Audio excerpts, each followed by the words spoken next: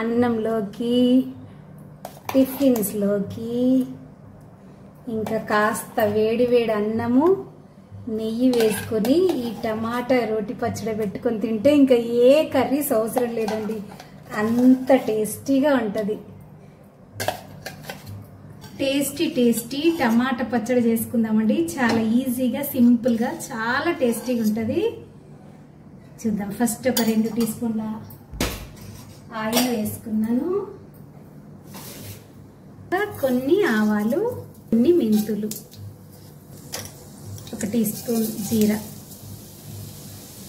కొంచెం మినపప్పు, 1 tea spoon మినపప్పు, 1 టీ స్పూన్ శనగపప్పు, పచ్చిమిర్చి మీ కారానికి తగ్గట్టు వేసుకోండి.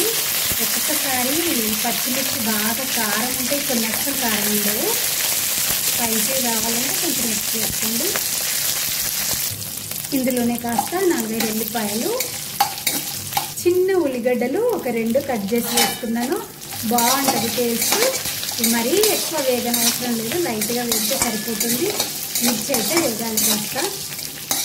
చూడండి, మిర్చి బాగా వేగింది కదా. ఇప్పుడు ఇది వేరే బౌల్లో మార్చుకొని ఇందులోనే టమాటా వేయించుకుందామండి. ఇదే కంచుట్లో 1 స్పూన్ ఆయిల్ వేసుకున్న తర్వాత ఒక 1/2 కేజీ టమాటా.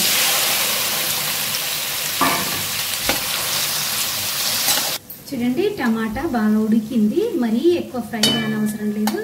కాస్త చింతపండు, ఇందులోనే చింతపండు కూడా వేగన అవసరం లేదు.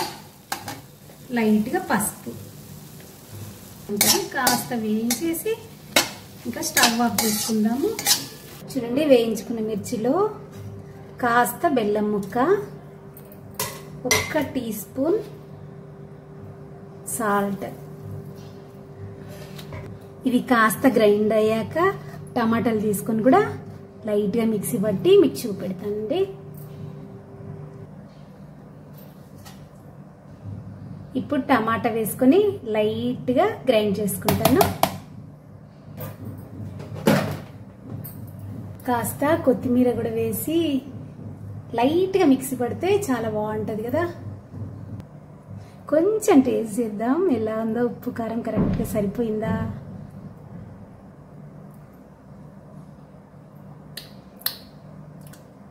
వావ్, అద్రిపోయింది. చాలా బాగుంది టేస్ట్, సూపర్. థ్యాంక్ యూ అండి ఇప్పటిదాకా ఓపికగా చూసినందుకు. ఈ వీడియో కనుక మీకు నచ్చినట్లయితే తప్పకుండా లైక్ చేయండి, షేర్ చేయండి, కామెంట్ చేయండి. లైక్ చేయడం మర్చిపోతున్నారు అనుకోండి, ఈసారి గుర్తుంచుకొని మరి లైక్ చేయండి. Thank you, bye.